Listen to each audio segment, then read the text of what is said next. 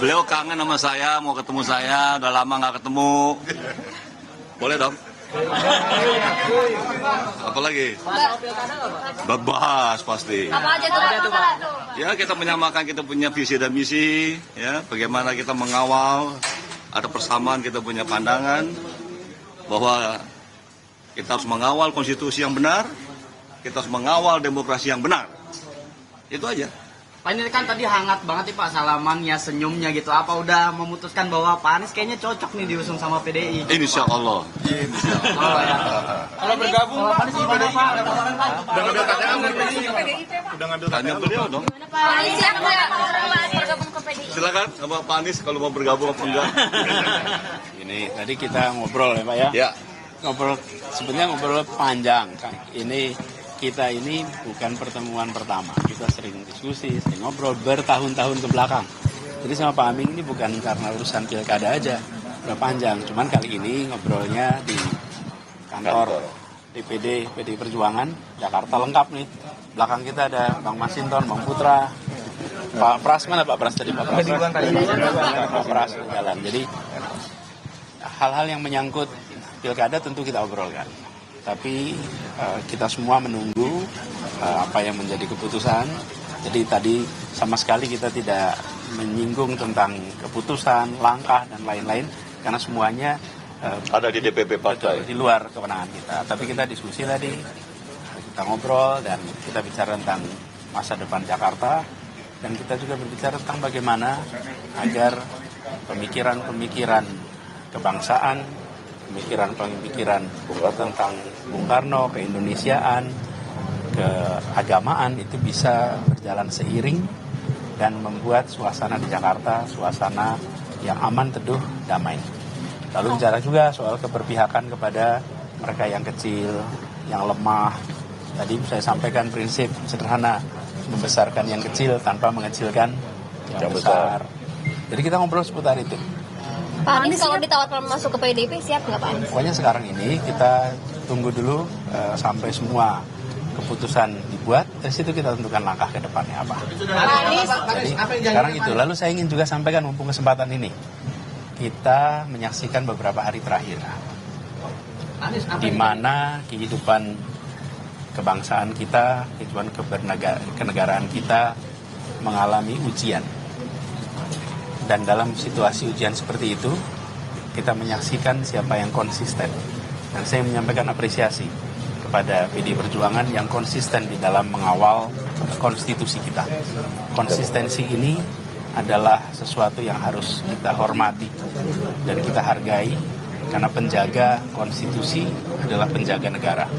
Yang kedua, teman-teman civil society, mahasiswa yang bergerak, yang kemudian secara organik tanpa ada satu komando, tapi dikomando oleh hati, dikomando oleh kecintaan pada negeri, memilih untuk turun langsung mencegah terjadinya penyimpangan, mencegah praktek-praktek pelanggaran atas prinsip dasar bernegara. Dan sikap civil society, sikap mahasiswa, bahkan ada anak-anak STM juga, anak SMA yang ikut datang ke jalan, itu menunjukkan kita masih punya stok pejuang yang banyak. Di sisi lain, saya ingin sampaikan apresiasi kepada pimpinan Dewan yang kemudian merespon dan menghentikan proses penyusunan undang-undang yang cepat itu. Sikap pimpinan Dewan ini saya sampaikan apresiasi, merespon atas masyarakat, merespon atas civil society. Dan berikutnya kita harus kawal. Kita pastikan kawal sama-sama bahwa konstitusi kita yang sudah diamanatkan dan apa yang diamanatkan oleh MK itu dijaga sampai tuntas. Gitu. Pak Anies sudah ada channel Bu Mega belum? Kita mengalir saja nanti pada waktunya.